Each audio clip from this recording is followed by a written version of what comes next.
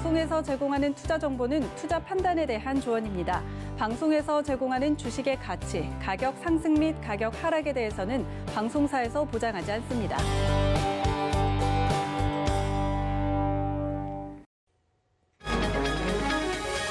이 시각 헤드라인 뉴스입니다. 미국의 통화정책을 결정하는 연방준비제도의 연방공개시장위원회 회의에서 자산 매입 축소 논의 가능성이 처음으로 거론됐습니다.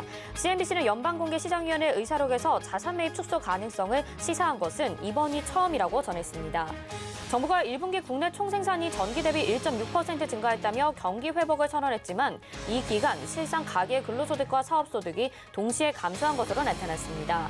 1인 이상 가구 기준 근로소득과 사업소득이 동시에 감소한 것은 지난해 2분기 이후 처음입니다.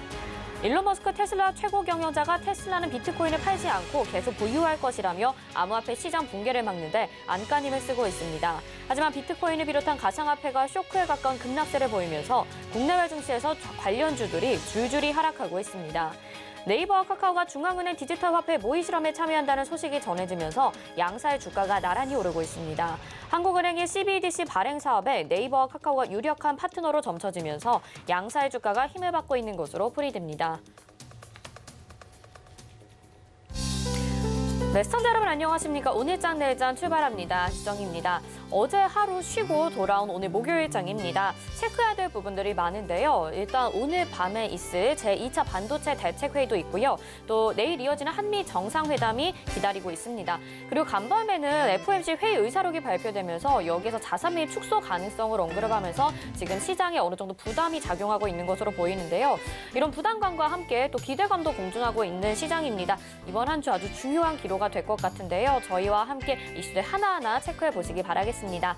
전화번호 02-315-31-2611 또는 2612번으로 전화 주시거나 100원의 정보 이용료 부과되는 샵 0082번 문자 보내주시면 이어서 종목 상담 도와드리니까요. 지금부터 미리미리 접수해 주시길 바라겠습니다. 또 금일 본 방송에서 제공해드리는 정보는 투자 판단에 대한 조언입니다. 해당 종목의 가치와 수익률 보장해드리지 않는다는 점 참고하시길 바라겠습니다.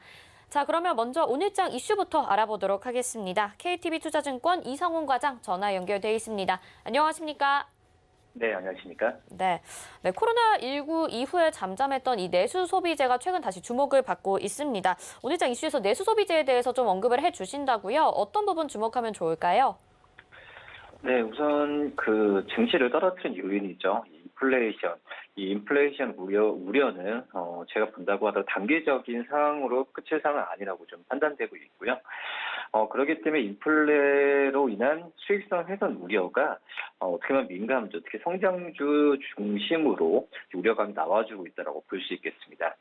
역시 미국의 소비자 물가가 예상치를 뛰어넘으면서 지난주부터 계속 얘기가 나왔던 부분인데 당분간 이 물가 상승 우려와 또 이에 따른 통화정책 정상화에 대한 이슈는 계속 나올 가능성이 크다라고 좀 판단이 되고 있고요.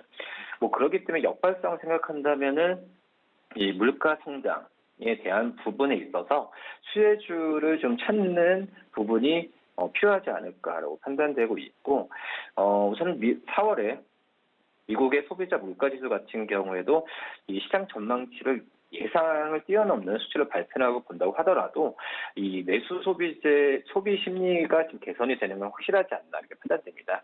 그 부분은 미국이 아니라 우리나라 안에서만 본다고 하더라도 충분히 입증이 좀 되고 있고요. 그런 점에서 이 물가 상승 또 이제 원가 상승에 어떤 가격을 올릴 수 있는 상품 가격을 올릴 수 있는 그런 기업들에 대한 관심을 가져야 되는 필요가 있지 않나 이렇게 판단됩니다. 대표적으로 음식료, 화장품, 의류가 대표적으로 볼 수 있겠고요. 우선 이 관련 종목이라고 한다면은 말씀드렸던 의류와 음식료, 화장품 말씀드리고 싶은데 최근에 어떤 좀 내수 소비보다도 이 경기 방어주와 펀더멘탈까지 매력을 갖고 있는 이 코웨이를 좀 말씀드리도록 하겠는데요. 1분기 영업이익은 1,707억을 놓겠는데 시장 기대치가 1,500억을 나왔던 부분에 있어서는 그 이상의 실적을 냈습니다.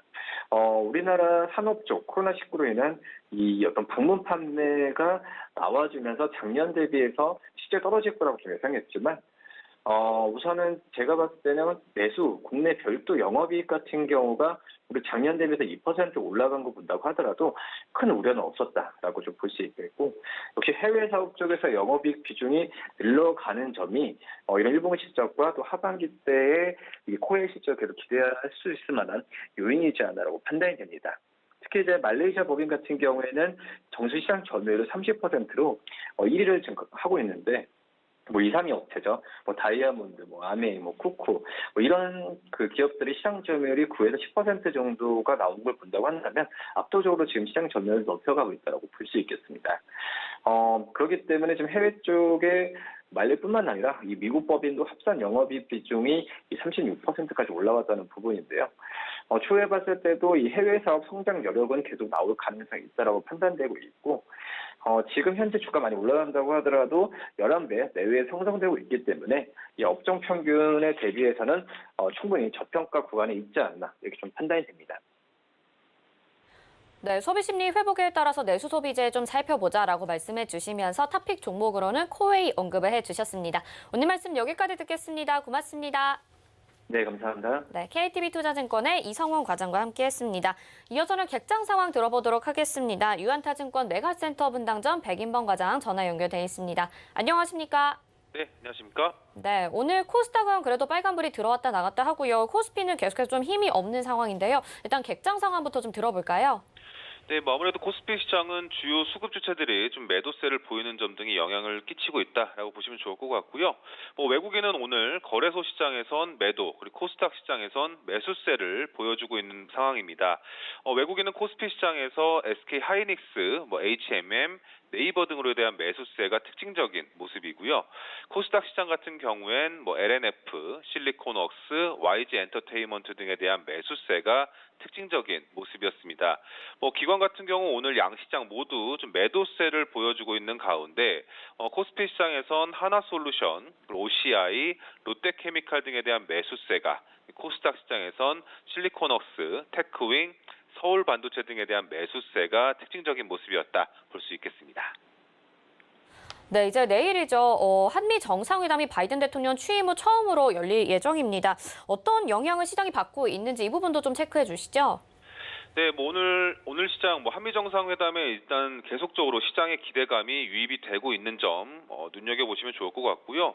오늘 일단 내일로 좀 예정된 한미 정상회담에 있어서 오늘 시장에서는 잘 아시다시피 이 IT 중소형주들을 중심으로 한 반등이 가장 큰 시장의 특징점으로 좀 볼 수가 있을 것 같습니다.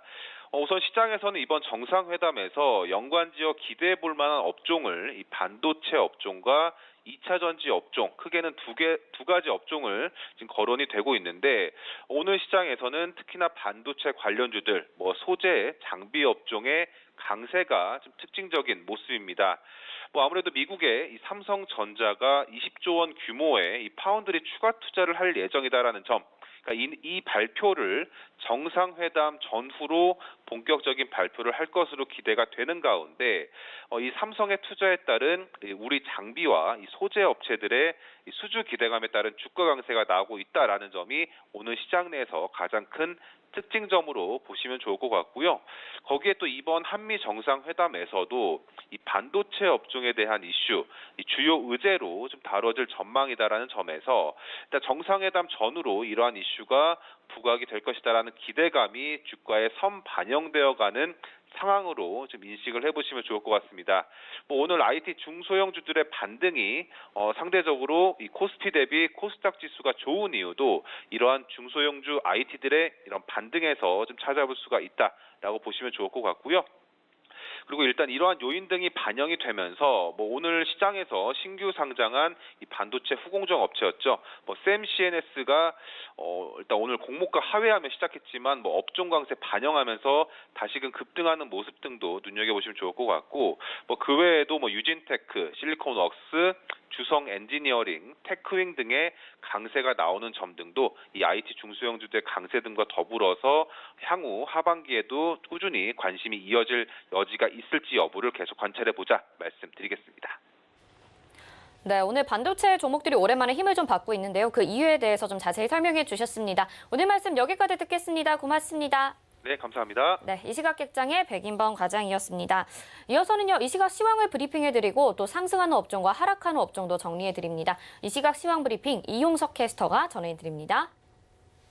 안녕하세요. 캐스터 이용석입니다. 현재 양시장 모두 파란불 켜고 있는데요. 코스피 지수부터 살펴보겠습니다. 네, 코스피 지수 현재 0.58% 하락한 3,154포인트 나타내고 있습니다. 포인트로는 18포인트 하락세입니다. 다음 코스닥 시장 보시죠. 네, 코스피 지수 현재 0.02% 하락하고 있습니다. 약보합권에 머물고 있고요. 현재 포인트는 968포인트 나타냅니다. 다음 수급 보겠습니다. 먼저 코스피 수급입니다. 네, 개인이 사주고 있습니다. 개인이 8,671억 원 매수세 나타내고 있고요. 기관이 2,550억 원, 외국인이 6,261억 원 매도세 나타냅니다. 다음 코스닥 보겠습니다. 네, 코스닥 수급입니다. 개인과 외국인이 사주고 있습니다. 개인이 10억 원, 외국인이 448억 원 매수세 나타내고 있고요. 기관이 333억 원 매도세 나타내고 있습니다. 이어서 특징적인 테마와 업종 살펴보겠습니다. 오늘 상승하는 업종 테마에는 반도체 소재 부품주, 2차 전지 장비주가 있고요. 하락하는 업종 테마에는 철강 주요 종목주, 그리고 조선주, 자동차주가 있습니다. 먼저 반도체 소재 부품주부터 살펴보겠습니다. 자, 문재인 대통령이 미국을 방문을 했습니다. 주요 의제로 예상되는 것 중 코로나19 백신, 그리고 반도체, 2차 전지 등이 있는데요. 관련해서일까요? 오늘 반도체주 빨간불 모두 켜고 있습니다. 대덕이 현재 상한가를 기록하고 있습니다. 29.92% 상승한 9,250원의 상한가 기록을 하고 있는데요. 대덕은 윤석열 전 검찰총장이 서울대학교 반도체 공동연구소를 찾아 대덕의 사회이사인 정덕균 석좌 교수를 만났다는 사실이 나타나면서 더 상승하고 있습니다. 현재 상한가 기록을 하고 있는 상황이고요. 네, 샘CNS 현재 25.63% 상승한 8,040원에 거래되고 있습니다. 세라믹 공간 변형기 제조업체인데요. 오늘 상장 첫날 이렇게 많은 상승세 나타내고 있습니다. SK 머티리얼즈가 2.65% 상승한 현재가 32만 8,900원 나타내고요.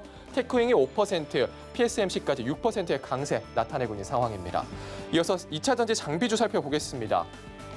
정상회담 이슈가 이어지는 것 같습니다. 자비스, 엑스레이 검사 장비 전문 제조업체 자비스가 매출 성장이 본격화되고 있다는 소식이 오늘 급등세 나타내고 있습니다. 현재 자비스가 5.88% 상승한 2,250원에 거래되고 있고요. EID 8.57% 상승하고 있습니다. 현재가 456원입니다. 엠플러스 4.17% 상승한 현재가 15,000원에 거래되고 있고요. NS가 3%의 강세, 웰크론 한테까지 5%의 강세 나타내고 있습니다. 자, 이어서 하락한 업종 테마 살펴보겠습니다. 오늘 철강 주요 종목들 하락세 나타냅니다. 철강주들은 글로벌 경기 회복 기대감으로 급등을 했지만 오늘 차익 매물이 나오는 것으로 확인되고 있습니다. 현재 포스코가 5.58% 하락한 36만 4천 원에 거래되고 있고요. 현대제철이 6% 약세, KG 동부제철이 6.71% 하락한 2만 150원 나타내고 있고요. 포스코 강판이 현재 5.95% 하락한 6만 1,600원, 세아제강이 6% 약세까지 나타내고 있는 상황입니다. 자, 그리고 오늘 조선주 살펴보겠습니다. 대형 조선주 주가 약세 나타내고 있습니다. 지난밤 국제유가 급락 소식이 조선주들의 투자 심리에 영향을 미치고 있는 것으로 보이는데요. 이와 함께 조선주들은 수준은 활황으로 알려졌지만 실적에 대한 우려는 여전한 것으로 보이고 있습니다. 앞으로 주의 깊게 살펴봐야 될 것 같고요. 오늘은 하락세 나타내고 있습니다. 한국조선해양 5.52% 하락한 현재가 14만 5,500원에 거래되고 있습니다. 대우조선해양이 4% 약세, 현대미포조선도 4%, 한지중공업 현재 2.62% 하락한 7,820원에 거래되고 있는 상황입니다. 자, 그리고 자동차주 살펴보시죠. 차량 반도체 부족 현상으로 차량 생산에 제동이 걸린 자동차들 오늘 또 하락세 나타내고 있습니다. 현대차가 3% 약세, 기아차도 3%, 한호시스템이 1.81% 약세 나타내고 있고요. 또 만도가 크게 하락하고 있습니다. 8.47% 하락한 6만 1,600원에 거래되고 있습니다. 현대위아도 2% 약세 나타내고 있는 상황입니다. 자, 그리고 오늘 비덴트 살펴보시죠. 네, 현재 9.38% 하락한 1,150원에 거래되고 있습니다.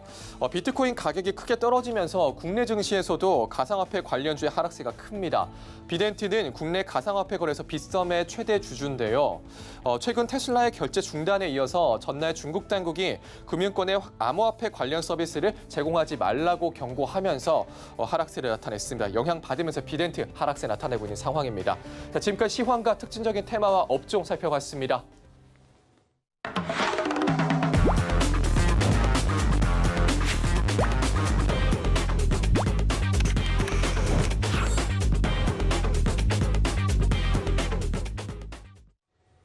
네, 시장의 핵심 이슈 짚어보는 이슈 칼럼 시간입니다. 오늘은 SPM의 김영진 대표와 함께합니다. 안녕하세요. 안녕하십니까? 네, 계속해서 이제 금리 인상이나 테이퍼링에 대해서 생각을 해봐야 되는 부분인 것 같습니다. 이런 부분이 시장에도 영향을 주고 있고 이렇게 등락을 반복하거나 좀 조정을 받고 있는 모습이긴 한 것 같아요. 그럼에도 불구하고 좀 긍정적으로 의미를 생각해 보자면 아주 크게 조정은 나오지 않고 있다. 이런 부분에 좀 의미를 두면서 알아봐야 될 것 같은데 이제 이런 이슈가 시장에 반영이 되고 있다라고 생각을 해야 되는 걸까요?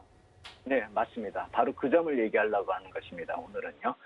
페드나 미국 재무부의 움직임 하는 모습을 보면은 의도적으로 악재를 노출시키고 있다 이런 생각이 듭니다. 특히나 재무부 같은 경우는 국채 발행 관련돼 가지고 공개한 보도 자료를 봤을 때 일부 핵심 사안을 추진하면서 악재에 대해서 선제적 대응을 위해서 시장 참여자하고 실질적으로 협의 과정까지 진행하고 있다 이렇게 얘기를 하고 있습니다. 결국 아이비들하고 채권 쪽이죠. 아이비들하고 어떤 발행에 관련돼서 향후에 이렇게 일을 진행하겠다라고까지 공개를 하고 있는 것이죠. 악재를 빠르게 시장에 전달할 수 있는 주체들하고 이런 협의 과정, 악재성 재료를 협의하고 있다라는 점을 본다면 막말로 표현했을 때 매를 번다 이렇게 표현할 수가 있는 것이죠. 그런데 실제로 그렇게 하면서 악재를 시장에 반영을 시키고 있다 이렇게 볼 수가 있는 것이죠. 그래서 이러한 노출된 악재는 이제 보면은 시장에 좀 안 좋게 반영이 되고 있지만 훗날 보았을 때 시장하고의 소통 과정의 일부분으로 인식되면서 아 그때 그런 점이 반영이 됐었구나 하고 우리가 과거 시점을 돌아봤을 때 과거 테이퍼링이나 QT를 놓고 봤을 때 지금 하는 얘기처럼 훗날 그렇게 지금 시점이 논해질 수 있다라는 점, 그 점을 실제 전략에 적용할 필요가 있지 않을까 이렇게 생각이 됩니다. 시장 압박하는 그런 재료들 추가적으로 나타나고 있는 창의적인 악재가 없다. 그러니까 뭐 계속 써먹은 악재들이 반복이 되고 있다라는 점을 우리가 봐야 되는 것이죠. 5일에 확정 공개됐었던 그러니까 한 2주 전쯤에 공개된 것인데 제가 지난주에 좀 자료가 많아서 말씀을 못 드렸는데 오늘은 그쪽에 대한 얘기도 또 같이 덧붙여서 말씀을 드리겠습니다. 3분기 국채 발행 증가의 압박이 지속될 것이다 제가 말씀을 드렸었는데 8,210억 달러 순증된다 이렇게 말씀을 드렸죠. 그래서 올해 1분기에 1조 1천억 적자 재정을 유지했는데 향후에 지금 예정된 것만 하더라도 재정 지원이 1조 9천억이 추가된 상태이기 때문에 규모가 계속 증가할 수밖에 없는 상황이다. 이거는 미국 재무부도 부담입니다. 하지만 그것에 대해서는 미국 재무부가 지금 3달 이상 미리 준비하는 그런 스탠스를 보이고 있다는 점 우리가 놓치면 안 됩니다. 뭘 말씀을 드리냐면은 우리가 지금 잊고 있지만 지금 바이러스 문제 때문에 부채 한도 유예한 것이 그 협상 시한이 7월 말로 끝나죠. 딱 3달 뒤입니다. 근데 재무부는 그것까지 지금 준비를 하고 있습니다. 그걸 준비하고 있다라고 또 아이비하고도 협의를 하고 있습니다. 그래서 향후에 채권 발행 일정을 어떻게 조절하면 되겠는가까지 협의를 하고 있다는 것입니다. 그래서 7월 말 기준으로 보유 현금이 4,500억 달러를 유지하게끔 할 것이다. 이렇게 시장을 안심을 시키면서 시장이 예상을 하고 있는 그 일주일 정도 유출 규모가 그거보다 좀 안 된다라고 합니다. 그러니까 협상 시한이 일주일 이상 늘어져도 그것을 버틸 수 있는 충분한 자금을 확보하고 있다. 이렇게 그렇게 얘기를 하고 있는 것이죠. 우리가 미국 재무부의 대응이 상당히 신속하고 계산적이다. 이 점 여기서 또 알 수가 있는 것이죠. 그런데 우리가 이렇게 다 알고는 있고 하지만 시장 쪽에서 봤을 때는 항상 의심을 하죠. 그래서 시장의 단기 흐름은 변동성 확대가 계속 반복될 것이다. 이 점을 봐야 됩니다. 그리고 우리는 그것이 또 중요하기도 하죠. 시세에 민감하니까요. 어제 20년 만기 국채 발행이 있었습니다. 그것에 대해서 시장이 어떻게 반응했는지 자산시장 변화 추이를 제가 표로 한번 만들어 봤습니다. 국채하고 나스닥, 다우 흐름 이렇게 비교를 해봤습니다. 붉은색 박스권으로 제가 가운데쯤에 표시를 한 게 미국 20년물 국채 발행이 되는 기준 시간대, 미국 시간 오후 1시 때의 흐름입니다. 어제 입찰 상황도 결과로 봤을 때 좀 근근히 넘겼다 이렇게 봐야 될 텐데 그 결과를 전후로 해서 채권 시장 쭉 빠지고 있는 모습이 나타나죠. 물론 이때 FOMC 회의록도 같이 공개가 됐습니다. 근데 우리가 어느 게 반영이 됐는지가 불분명하지만 상황을 놓고 보면은 채권 시장 흔들렸는데 미국 시장의 주식시장들은 계속 상승을 했단 말입니다. 개장부터요. 그리고 국채시장 흔들릴 때 잠시 주식시장도 같이 흔들렸다가 국채시장 회복은 못했지만 주식시장은 회복을 바로 해서 끝까지 상승을 했습니다. 그렇다면 이게 과연 테이퍼링 때문에 흔들렸는지 그것에 대해서 우리가 살펴봐야 된다는 것이죠. 물론 순간적으로 작용은 했겠죠. 그래서 테이퍼링 이슈나 안전자산 선호 현상이 나타났다고 볼 수도 있습니다. 하지만 지금 주식시장의 흐름을 놓고 보면은 채권시장보다 상당히 강했었다라는 점을 감안했을 때 지금 이 모습은 채권시장발 유동성이 좀 흔들렸다. 어제 채권 발행 일정 때문에 그랬다. 이렇게 보는 게 영향력이 FOMC 회의록보다 크다. 이렇게 볼 수가 있는 것이죠. 그래서 어제의 흔들림은 단기 변동성 확대이고 그 이외에 의사록 공개 같은 것은 부가적으로 좀 더해졌다. 이렇게 해석을 하시면 되고 그래서 시장에 큰 영향이 없었다라고 본다라고 한다면 주식시장 쪽이요. 지금도 악재가 많이 시장에 녹아들고 있구나. 이 점을 우리가 인식하고 시장 대응할 필요가 있겠다. 이렇게 말씀을 드리겠습니다. 네. 채권 발행 일정에 따라서 지금 시장이 좀 더 조정을 받고 있는 거고 여기에 더해서 아마 시장의 악재는 조금 더 나타날 수 있다라는 경고 메시지까지 전해주셨는데요. 그렇다게 된다면 이 국채 발행 규모는 어느 정도로 되는 건지 궁금합니다. 미국 재무부가 준비하는 대응 포인트 어떤 거라고 봐야 될까요? 예, 그래서 3분기 국채 발행 물량이 어느 정도가 되는지 그 말씀을 뭐 8천억 달러 이렇게 하면 그게 얼마인지 감이 안 잡히지 않습니까? 그래가지고 제가 분기마다 이렇게 업데이트를 계속해서 보여드리는 국채 발행 물량 증가 추이를 표로 다시 한번 만들었습니다. 빨간 막대기로 보시면은 오른쪽으로 가면 갈수록 이제 최근 거니까 지금 줄었다가 확 늘어난 마지막 오른쪽 끝이 3분기 그 물량입니다. 증가 물량입니다. 그러니까 절대치가 아니고요. 그 전에 2분기 물량은 올해 가장 적고 매년 주기적으로 2분기가 가장 적다라고 말씀을 드렸었죠. 근데 이 절대 규모가 딱 보시면은 2000년 4분기 그리고 올해 1분기보다 절대 수치가 많이 낮죠. 그리고 전년의 3분기보다도 또 많이 낮습니다.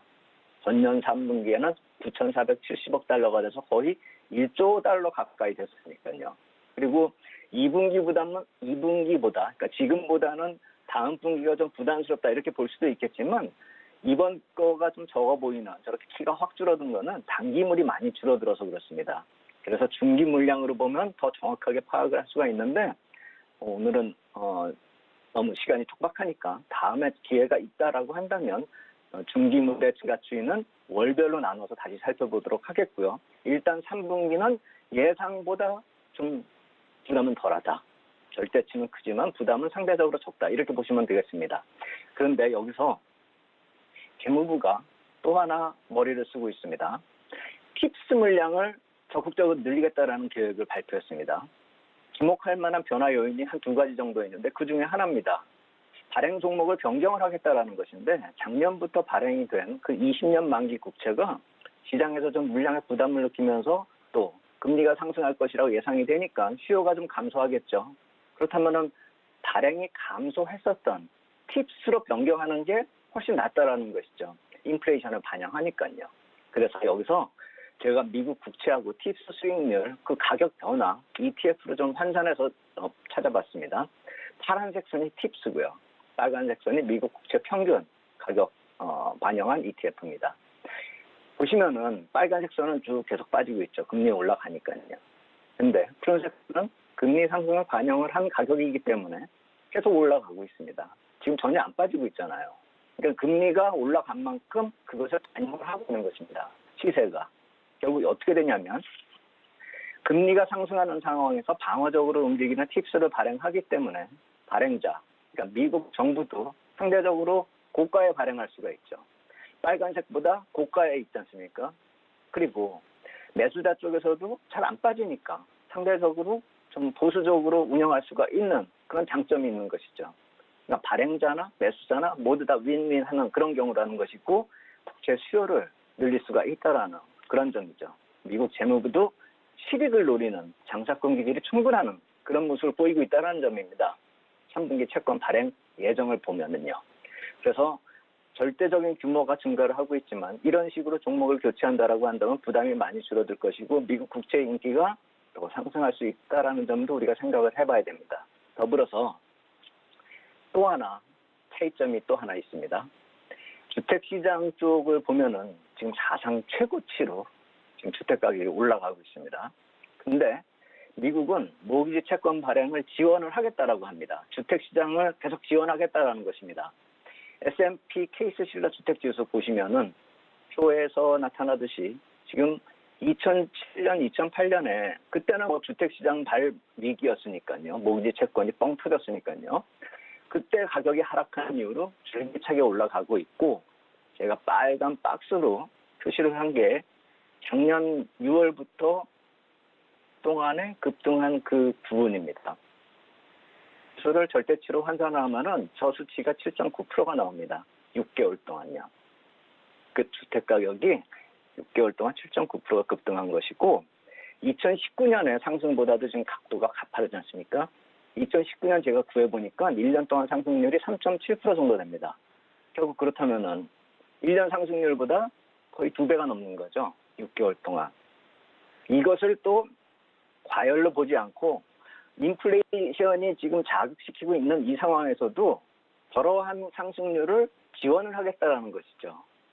미국 정부의 생각은 자산시장은 건들지 않겠다는 것이 확고하다는 것입니다. 그래서 모기지 채권 발행을 통해서 주택시장을 지원을 지속하겠다는 것이죠. 잘 되는 집안은 뭐가 달라도 다르다 이런 생각이 들면서 미국 시장의 자산시장을 걱정할 이유가 과연 있을까? 이러한 정책들을 보면은 걱정보다는 기대가 더 앞선다 이렇게 말씀을 드리겠습니다.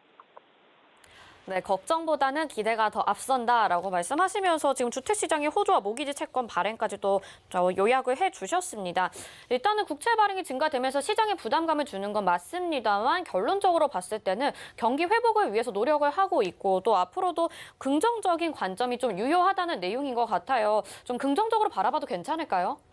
네, 그래서 이제 실질적인 전략을 놓고 봤을 때 미국 국채 발행 규모가 크기 때문에 문제가 된다. 이것은 어떻게 해석하시면 되냐면은 그 발행 일자에 근접돼 가지고 글로벌 유동성을 자극시키고 때로는 달러를 강세 요인으로 발행되는 그런 강세가 나타나는 그런 모습으로 반영이 될 수 있기 때문에 시장에 단기적인 악재로 반영이 될 수가 있다라는 점은 우리가 좀 주의할 점입니다. 그것이 매월 국채 발행 시점에서 나타날 수 있다라는 점. 약간 그 시기가 옮겨 다니긴 하는데 뭐 그 둘째 주, 셋째 주 사이에서 발행이 되니까 한 달에 한두 번 정도씩은 흔들릴 수가 있다. 주기적으로 나타날 것이다. 변동성 확대가. 그렇게 인식하면 되실 것 같아요. 그리고 부채 한도 관련된 이슈까지도 지금 재무부는 거론하기 시작했습니다.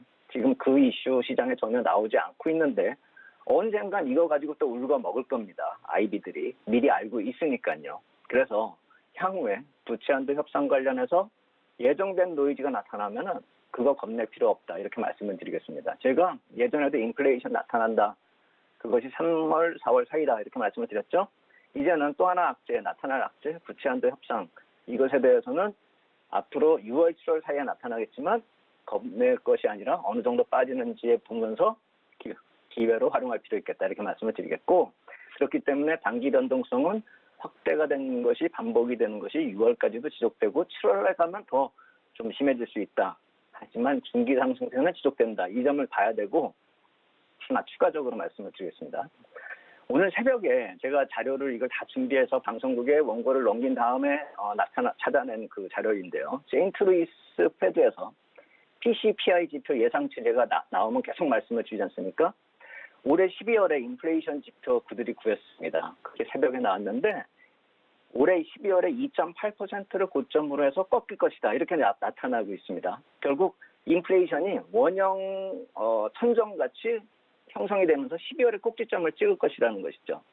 2007년 4.4% 기록한 이후에 최대치라고 하는데 절대 수준이 예상보다 좀 많이 낮아졌습니다. 그래서 다음 기회에 다시 언급드리겠지만 지금 나타나고 있는 테이퍼링 이슈 이거 겁낼 필요가 없습니다. 어떻게 보면은 향후 6월이나 9월에 FOMC 회의를 지나면서 테이퍼링이 오히려 호재로 작용이 될 수 있다. 그러니까 테이퍼링이 많이 늦어질 수 있다라고 말이 변할 수도 있다라는 점을 우리가 인식하고 시장 대응할 필요가 있겠다. 이렇게 말씀을 드리겠습니다. 네, 단기적으로 변동성은 어느 정도 예측이 됩니다. 그렇지만 이 테이퍼링이 긍정적으로 작용할 수도 있다라고 말씀해 주셨으니까요. 이 점 명심하시고 좀 시장에 대응하시면 좋을 것 같습니다. 오늘 말씀 여기까지 듣겠습니다. 고맙습니다. 감사합니다. 네, SBM의 김영진 대표와 함께했습니다. 이어서 도너 리포트로 이어집니다.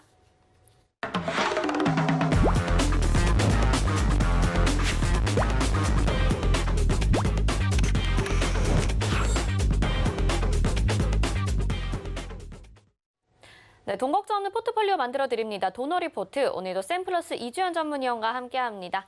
어서 오세요. 네, 안녕하세요. 네, 운영 원칙 먼저 만나보겠습니다.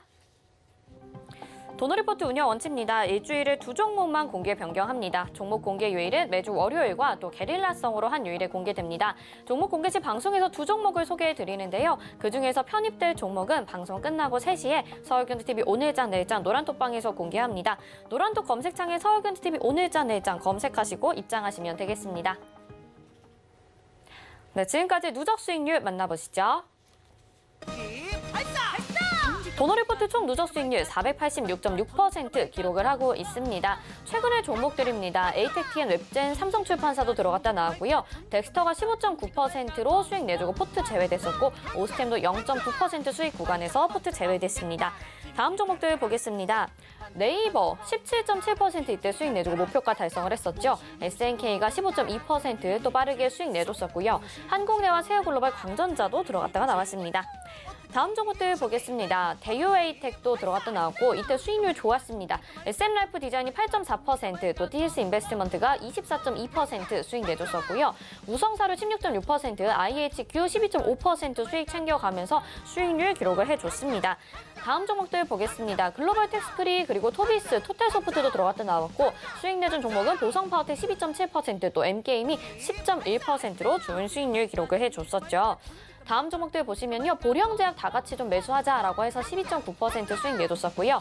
대성파인텍이 12.4%, 또 SM라이프 디자인 한 번 더 들어갔다 나왔습니다. 23.5% 수익 내줬습니다. 제로투세븐도 11.1% 수익 내주고 나왔죠. 다음 종목들 보겠습니다. HMM이 이때 20.2% 고가임에도 불구하고 수익률 좋게 나왔고요. 현대코퍼레이션도 수익률 좋았었지만 0.5% 수익 구간에서 포트 제외시켰습니다. 다음 종목들 현재 포트에 있는 종목들 보겠습니다. 지금도 총 5종목 담겨 있는 상황이고요. 서현이 보합권, 안랩도 약보합권입니다. 그리고 나머지 종목들도 힘을 내줘야 될 것 같네요. 네, 아무래도 뭐 시장의 분위기가 여러 가지 호재와 악재 섞여 있는 분위기라서 좀 방향 잡기가 어려운 것 같아요. 종목들도 하나씩 이슈에 따라서 따라가 줄 텐데 기다리는 시간 어느 정도 걸릴지도 가격 전략까지 챙겨보도록 하겠습니다. 위원님 도와주시죠. 네, 우리 이제 어제 하루 쉬는 동안에 미국에서 이제 4월 달에 연준 의사록 공개가 있었는데 거기에서 이제 나왔던 이야기가 인플레이션에 대한 부분 때문에 이제 서서히 테이퍼링에 대한 논의가 있어야 되지 않냐라는 그런 이야기들 때문에 미국장이 조금 좋지 않은 그런 흐름을 보여줬습니다. 뭐 일단 장막판에는 다시 매수에 들어오면서 이렇게 좀 올라드는 흐름은 나왔고요. 여전히 추세는 상승 추세를 유지해주고 있는 그런 시장이기 때문에 괜찮다라고 생각을 하고 있습니다. 다만 이제 이 테이퍼링이라는 부분 이야기가 나왔다라는 거, 그리고 거기에서 기존의 계획을 수정해서 진행을 할 수도 있다라는 그런 부분에 대한 아이디어가 이제 좀 열렸다라고 봐야 되는 부분이거든요. 이제 우리가 금융위기를 겪으면서 이 테이퍼링이라는 계획이 발표가 됐을 시점에서 증시가 어떻게 한 차례 움직였었는지에 대한 부분을 좀 본다고 하면 실질적으로 이제 굉장히 좀 큰 폭의 조정이 나오긴 했었어요. 2011년도에 금융위기 이후에 이제 사람들이 이제 연준에서 이제 테이퍼링에 대한 그런 계획을 이제 발표를 한 이후에 보시는 것처럼 시장이 한 17% 그러니까 고점 대비해서 한 17% 정도에서 18% 정도의 조정이 나왔습니다. 그런데 이후 주가 흐름을 보시게 되면 계속적으로 이렇게 좀 우상향하는 흐름으로 일시적인 이제 조정에 불과했다라는 거죠. 물론 뭐 이때 기준을 지금 현재 갖다 대는 게 과연 맞나라는 생각이 좀 드는데 이유는 뭐 아시겠지만 이때 당시에는 약 한 1년간의 조정 기간이 있었고 이번에 반등 흐름 굉장히 강하게 나온 이후 또 코로나19 이전에 고점을 돌파한 부분입니다. 그래서 계속 앞서 이야기 여러 번 드렸지만 인플레이션적인 부분은 이게 뭐 단기적인 그러니까 팬데믹으로 발생한 인플레이션은 단기적인 상승으로 끝나는 경우들이 많다라는 부분인데요. 문제는 이제 뭐 돈풀기를 했다라는 부분, 많이 했다라는 부분, 그것도 엄청나게 많이 했다라는 부분은 부인을 할 수 없는 사실입니다. 그래서 결국 이제 어느 시점에서 이 테이퍼링을 하고 양적 긴축을 하고 그리고 금리 인상을 하느냐, 이 부분이 이제 관건인데, 제 생각에는 뭐 지금 당장 뭐 이런 부분들이 뭐 계획으로 나오지는 않을 것 같습니다. 하지만 이런 부분에 대한 준비는 좀 해둬야 되지 않겠나라는 생각이 들고요. 시장이 일단 추세가 꺾이는 시점부터는 그런 부분에 대해서 조금 걱정을 해봐야 되지 않겠나 이런 생각이 듭니다. 그래서 신고가를 가는 시점, 그러니까 보통 이제 지수가 꺾이기 전에 급락이 나오기 전에는 괜찮은 흐름을 보여주다 갑작스럽게 빠지지, 누구나 다 이제부터 준비를 해서 하락장에 올 거니까 현금 비중 늘리고 뭐 이런 기회를 안 준단 말이에요. 그렇기 때문에 시장이 과열권으로 지금 진입해 있고, 그리고 이러한 이제 돈풀기가 멈춘다라는 시그널이 조금씩 나오고 있다라는 부분에서 조금씩은 준비를 해둬야 되는 시점이 아닌가라는 생각을 하고 있습니다. 우리가 정말 완벽하게 이런 타이밍을 딱 맞출 수 있다면 굉장히 좋겠지만, 사실 뭐 금리 인상에 의해서 시장이 하락한다라는 부분, 뭐 이런 것들을 생각을 하고 하방에 대한 준비를 좀 해두는 분들은 계시겠지만, 이걸 또 정확하게 언제부터 이렇게 된다라고 맞출 수 있는 사람은 별로 없을 거예요. 그렇기 때문에 이 뭐 신이 주신 능력이 아니라고 하면 제 생각에는 미리미리 좀 준비를 하는 과정이 좀 필요할 거다라고 생각을 하고 있고요. 그런 관점에서 우리나라 증시가 올라와서 고점을 돌파하는 그런 강한 흐름을 보인다면 시장이 이제부터 계속 대세 상승으로 갈 거다라가 아니라 한 차례 큰 폭의 조정을 대비를 해서 현금 비중을 좀 늘려가야 된다라고 생각을 합니다. 그런 부분에서 일단 시장을 좀 바라봐야 되지 않겠나라는 생각이 들고요. 앞서서 앨런 재무부 장관도 뭐 테이퍼링 관련해서 이야기를 했었고요. 그리고 지금 연준 의장들 중에서도 이제 그런 얘기들을 했었죠. 그런 이야기들이 나오면서 시장이 이제 한번 급락이 나왔었는데, 제가 지난번에 말씀드렸던 부분이 이런 이야기들을 통해서 시장의 맷집을 키운다라고 말씀드렸습니다. 즉 아무런 준비가 없이 갑작스럽게 이렇게 이야기들이 흘러나오게 되면 시장이 좀 굉장히 큰 폭으로 패닉에 빠질 수 있는 그런 부분들이 있기 때문에 결국 이렇게 앞으로 진행될 사항들을 언론에 조금씩 이렇게 흘러내면서 그리고 당근과 채찍을 주고 있죠. 또 세인루이스 연준 같은 경우는 지금 뭐 그런 걱정할 필요가 없다라고 얘기를 하고 있는 상황이고요. 그래서 이 부분에 대해서 준비를 좀 하되 너무 과도하게 걱정을 해서 뭐 지금 주식을 다 팔고 현금을 보유해야지 이럴 필요는 없다라는 부분을 말씀드리는 거고, 그리고 이제 앞에 제가 다우지수 2011년도에 테이퍼링이 실질적으로 거론이 되었을 때, 그리고 계획을 발표를 했을 때 이런 식으로 이제 조정이 나왔던 부분, 뭐 이때 당시는 사실 이제 이머징 시장이 갑자기 안 좋아지면서 테이퍼링 계획은 잡았으나 실질적으로 실행에 옮긴 거는 2013년도예요. 그러다 보니까 뭐 단기적인 조정으로 이렇게 마무리됐을지는 모르겠지만 어쨌든 테이퍼링 이슈가 나오고 그에 대한 계획들이 앞으로 쭉 나온다고 하면 시장은 한 차례 조정을 좀 크게 받을 수 있다. 이거는 팩트이기 때문에 열어두셔야 될 것 같습니다. 그렇다면 앞서 우리가 이제 지켜봤던 데이터, 그러니까 뭐 이런 연준에서의 이제 양적 완화라든지 긴축이라든지 이런 이야기가 나올 때마다 고점에서 받았던 조정 폭을 생각을 해본다면 그때 당시에 한 17에서 18%의 조정을 받았던 부분이 있습니다. 그렇다면 이번에도 뭐 그 정도의 조정이 나온다라고 했을 때는 앞에 지금 다우존스 기준으로 우리가 볼 때 박스권을 횡보하다 돌파했던 구간이 있어요. 갭을 굉장히 좀 크게 열었던 구간인데요. 28,500포인트 부근에서 뭐 29,000포인트 정도의 요 갭 구간이 이렇게 있습니다. 그래서 요 갭을 내우로 내려오는 그런 형태가 되지 않겠나라고 생각이 들기 때문에 한 17%, 18%의 조정은 일단은 생각을 해두고 보자는 거죠. 물론 뭐 여기서 바로 꺾인다라는 가정에서 제가 계산을 한 거기 때문에 틀릴 수 있습니다. 하지만 지금 뭐 나오는 이야기들이 그냥 장난삼아 나오는 이야기들은 아니라는 부분 꼭 생각을 해두시고요. 어찌됐든 긴축을 한다라는 이야기나 테이퍼링 그리고 금리 인상을 한다라는 부분은 실질적으로 경기가 굉장히 좋아졌다라고 판단이 될 때 진행을 할 수 있는 부분이에요. 지금 현재 나와 있는 고용 지표를 가지고는 연준에서도 뭐 테이퍼링이라든지 양적 완화라든지 이제 이런 유동성을 이제 뭐 언급하는 부분을 멈춘다라는 그런 시그널을 내기에는 아직은 부족한 면이 많이 있기 때문에 그런 부분들이 이제 다음 분기 다음 또 지표 발표 때 어떤 식으로 나오냐에 따라서 좀 달라질 수 있다라고 보시면 좋을 것 같고, 요번에 이제 테이퍼링 관련돼서 이제 이야기 나오면서 나온 이슈 중에 하나가 70% 이상의 미국 국민들이 이 백신 접종을 맞는 시점에서 테이퍼링을 논의를 해야 된다라는 그런 이야기가 있었거든요. 그렇다면 지금 현재 CDC에서 발표를 보게 되면 올해 한 6월 정도에 한 70%가 접종이 될 계획으로 이렇게 잡혀 있습니다. 그렇다면 한 6월에서 7월 정도 사이에 미국은 이 70에서 75% 정도의 국민들이 백신 접종이 끝나고 이제 이 팬데믹을 종식하는 그런 형태의 흐름이 나오지 않겠나라는 생각이 들고요.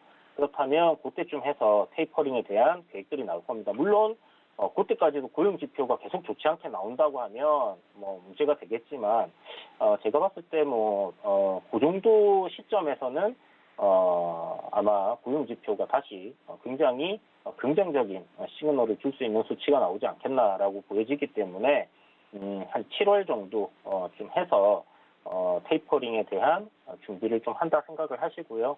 뭐 지금 당장 뭐 손실 나고 있는 거 정리해야 된다 이런 말이 아니라 상승 시에 현금을 비중을 확대를 해두는 그런 전략이 좋겠고, 인플레이션은 어찌됐든 뭐 단기적인 관점이든 장기적인 관점이든 GDP 상승이 나오게 되면 뭐 물가 상승은 자연스럽게 따라올 수밖에 없는 거잖아요. 그런 관점으로 지금 생각하시고 금이나 이런 자산들의 일부는 좀 투자를 해두시는 방향으로 진행을 하시는 게 좋겠다라고 제가 3주 전부터 이제 계속 이야기를 드렸던 부분이 이제 이것 때문에 그렇게 이야기를 드렸던 부분입니다. 아무튼 뭐 시장은 이 정도로 이야기를 드려야 될 것 같고요. 뭐 단기간에 시장이 뭐 꺾이거나 그러진 않을 것 같아요. 일단 코스피 시장의 흐름을 보게 되면 추세를 살려둔 상황에서 지금 추세대 저점에서 이렇게 되돌림이 만들어지고 있고요. 우리 화요일 날 5일선을 돌파하면서 굉장히 괜찮은 흐름이 나왔다라고 말씀드렸는데, 오늘 이 5일선 위에서 안착하는 흐름으로 나쁘지 않은 그런 흐름이 이어지고 있습니다. 변동성은 지금 뭐 장중 변동성 굉장히 커진 상황인데, 이렇게 지금 변동성 좀 크게 움직이는 시장 흐름은 앞으로도 계속 이어질 가능성이 높겠죠. 맷집을 키우기 위한 뭐 엄프이든 립 서비스든 어찌됐든 계속해서 이러한 아이디어들, 그러니까 테이퍼링 해야 된다, 안 해야 된다, 기다려야 된다, 뭐 또 시간이 필요하다, 뭐 이런 이야기들이 계속 논의가 될 거고, 이런 부분들은 계속해서 시장을 흔들 수 있는 이슈이기 때문에 그동안 우리가 이렇게 시장이 작년부터 크게 올라왔던 이유가 역대급으로 유동성 장세, 돈을 많이 풀었기 때문에 올라왔다라는 부분입니다. 그렇다면 이 부분이 이제 없어진다라는 관점에서는 시장이 일단은 조정을 받을 수 있다는 것은 분명한 사실이다라고 생각을 할 수 있을 것 같아요. 그래서 아무리 맷집을 키운다고 해도 일단 일시적인 조정을 피할 수는 없기 때문에 반등시마다 현금 비중을 확대하시는 전략, 한 30%에서 50%까지는 천천히 현금 비중을 좀 늘려가신다, 이렇게 생각을 해두시면 좋을 것 같습니다. 자, 도노 리포트 종목인데 뭐 시장 흐름과 비슷하게 좀 움직이고 있어요. 오늘 좀 하락 출발했지만 바닥권에 있는 종목들 반등 흐름 좀 잘 나오는 부분도 있고요. 메디포스트 같은 경우 올선 위로 안착하고 지금 무난하게 시장이 좋지 못하지만 뭐 거래량은 별로 안 나오고 있습니다. 그래도 일단 어느 정도 상승 흐름이 좀 이어져 가고 있다라는 부분은 괜찮아 보이고요. 이제 21선 바로 돌파하느냐 여부를 좀 남겨두고 있다, 이렇게 보시면 좋을 것 같아요. 제가 상단 고점들끼리 연결한 이 추세선이 있는데 이 가격대가 대략적으로 한 34,500원에서 35,000원 정도가 될 것 같습니다. 그 정도까지는 무난하게 이제 올라오는 흐름이 될 것 같으니까 참고해 보시고요. 금호석유 역시 지금 저점을 좀 잡아가는 듯한 그런 형태고 오늘쯤 해서 울선을 돌파해주는 흐름이 나오면 참 좋겠다라는 생각이 드는데 여전히 거래량이 좀 아직 일어서지 못하는 그런 흐름입니다. 뭐 시장 자체가 지금 뭐 변동성 있게 움직이고는 있지만 그렇게 썩 좋게 나오는 흐름은 아니기 때문에 아무래도 바닥권에서 조금 더 물량을 모아가는 그런 모습이 아닐까라는 생각이 들고요. 단기적으로 이렇게 이제 고점들끼리 연결되는 이 하락 추세선을 오늘 벗겨냈어요. 그렇기 때문에 앞으로는 이 저점을 이탈하지 않고 계속해서 상승하는 흐름으로 이어지는 것이 주가 추세적인 부분에서 굉장히 중요하다라고 볼 수 있습니다. 그래서 내일부터 오늘부터 해서 종목들 꾸준하게 상승해 주길 한번 기대해 봅시다. 오늘 종가에 우일선 돌파한다면 내일쯤 해서 살짝 밀림이 나올 수 있는데 지금 거래량 봐서는 그럴 가능성은 조금 적을 것 같습니다. 거래량이 조금 지금보다는 좀 더 나와줘야겠죠. 그런 관점으로 보시면 될 것 같고요. 뭐 아직 걱정할 단계는 아니고 실적적인 부분을 믿고 간다 이렇게 생각을 하시면 좋을 것 같아요. 자, 남해화학 걱정 많이 하시던데 남해화학 같은 경우 하나도 걱정 안 하셔도 됩니다. 섹터 전체가 지금 잘 움직이고 있고요. 효성 OMB 같은 경우 지금 보시는 것처럼 비료 관련주죠. 상승 흐름이 잘 나오고 있고 그리고 뭐 조비라든지 이런 이제 비료 관련주들의 흐름이 우상향 흐름으로 계속 잔잔하게 올라가고 있다 보시면 됩니다. 물론 이제 곡물 가격이 단기적으로 지금 조정이 좀 나왔어요. 그런데 일시적인 조정 이후에 다시 저는 상승할 가능성이 높다라고 생각을 하고 있고요. 현재 보시는 것처럼 박스권 돌파한 구간까지 조정이 나왔기 때문에 이 구간에서는 바닥을 좀 잡아주고 되돌리는 흐름이 만들어지지 않겠나라는 생각이 듭니다. 앞서 이제 대북 테마들이 한 차례 크게 불었을 때 주가가 큰 폭으로 상승을 했던 부분이 있었는데요. 지금 현재 문재인 대통령이 바이든 대통령을 만나기 위해서 이제 미국에 방한을 한 상황이고 여기에서 이제 나올 이야기들 북한과의 뭐 이슈를 좀 생각을 해본다면 싱가포르 협의 내용을 그대로 뭐 이행한다 뭐 한 이 정도의 선에서의 이야기가 만들어진다고 했을 때 뭐 그리고 이제 민간 차원에서의 뭐 이런 도움을 준다라든지 이런 부분들이 이루어진다고 하면 비료 관련주들 역시 한번 이슈에 의해서 강하게 또 상승 흐름이 이어질 수 있다 이렇게 생각을 해두시면 좋을 것 같습니다. 자 그리고 안랩입니다. 이제 안철수 관련주로 엮여 있고 21선을 조만간 돌파하는 흐름이 나올 거니까 조정시마다 분할로 계속 매수하는 관점을 이야기 드렸는데요.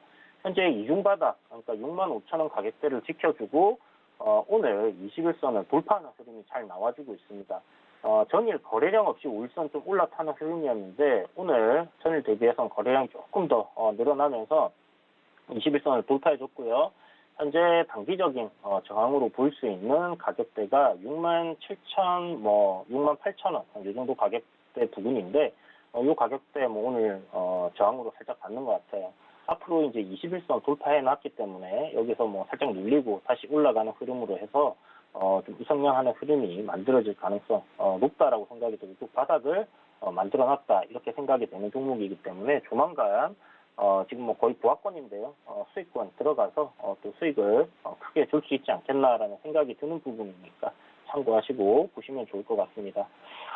자, 그리고 서현인데 오늘 좀 사실 굉장히 아쉬운 부분이 뭐냐면 기존에 이제 서현과 함께 움직였던 이제 덕성이라든지 관련주들이 좀 괜찮게 움직여줬어요. 상승 추세의 흐름 딱 나와줬고 다만 이제 아쉽게 서현은 박스권 그러니까 약하게 이제 수렴하는 그런 흐름이 이어지고 있다라고 말씀드렸는데 요 지금 저항권을 돌파하지 못하고 있는 그런 모습이 지금 만들어지고 있습니다. 보시면 이제 윗꼬리가 좀 많이 달려 있는 부분인데 요 구간에 이제 저항을 계속 만들어놨다라고 이렇게 지금 사람들에게 이야기를 해주는 그런 형태다라고 보시면 될 것 같고요.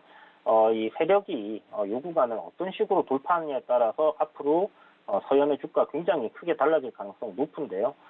이런 식으로 수렴을 해두고 한 차례 정도 아래로 뺐다가 굉장히 강하게 올리는 경우들도 상당히 많기 때문에 단기적인 손절가 잡아놓은 거는 잘 지키면서 고점 돌파 갭으로 뚫어주기를 한번 기대해 봐야 될 것 같습니다. 어찌됐든 지금 윤석열 관련된 이야기는 언론에서 계속해서 나오고 있는 상황이고요. 그런 부분에서 지금 대선이라는 시계가 그리고 전당대회라는 시계가 다가오고 있는 관점에서는 분명히 한 차례 시세를 크게 줄 거다 이렇게 생각을 하고 있는데 일단 21선 위에 안착하고 이제 돌파를 해놓고 눌리고 지금 반등하는 흐름이 나오고 있는 부분이기 때문에요. 요 구간에서 단기적인 상승 흐름, 돌파하는 흐름이 이어질 가능성은 좀 높지 않나 이렇게 보고 있습니다. 그래서 그런 관점으로 서현은 단기적인 시세를 한 차례 노린다라고 생각을 하시고 아래로는 뭐 손절하면 한 5%, 위로는 한 15% 정도의 수익을 챙길 수 있다라고 생각한다면 괜찮은 자리에서의 공략이다 이런 생각이 드니까 이 부분 잘 참고하셔서 보시면 좋을 것 같습니다. 네, 현재 포트에 대한 AS 받아봤습니다. 저희 도너리포트에 담긴 종목들 안전하게 잘 가고 있으니까요. 보유하시면서 또 궁금한 점 물어보실 곳 필요할 것 같습니다. 서울경제TV 오늘장 내일장 노란톡방 검색하셔도 되고 옆에 QR코드 찍고 입장하셔도 됩니다. 우리 이주연 위원님과 장중에도 소통하시고 장이 끝난 이후에도 이야기 나눠보시면서 도너리포트 종목들도 잘 챙겨 가보시길 바라겠습니다. 이주연 위원님 여기서 인사드리겠습니다. 고맙습니다. 네, 감사합니다. 네, 저희 잠시 후 마감 임박 60분의 승부에서는 여러분들의 종목 고민 도와드릴 예정입니다. 02-3153-2611 또는 2612번으로 전화 주시거나 문자는 100원의 정보 이용료 부과되는 샵 0082번 이쪽으로 정보명 매수가 비중 보내주시면 되니까요. 지금부터 미리미리 접수해 주시길 바라겠습니다. 또 금일본 방송에서 제공해드리는 정보는 투자 판단에 대한 조언입니다. 해당 종목의 가치와 수익률 보장해드리지 않는다는 점 참고하시길 바라겠습니다. 오늘 장 내일장 여기서 마치고요. 잠시 후 마감 임박 60분의 승부로 다시 돌아오겠습니다.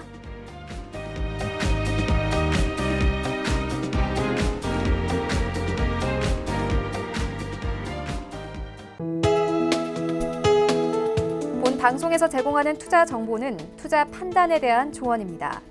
방송에서 제공하는 주식의 가치, 가격 상승 및 가격 하락에 대해서는 방송사에서 보장하지 않습니다.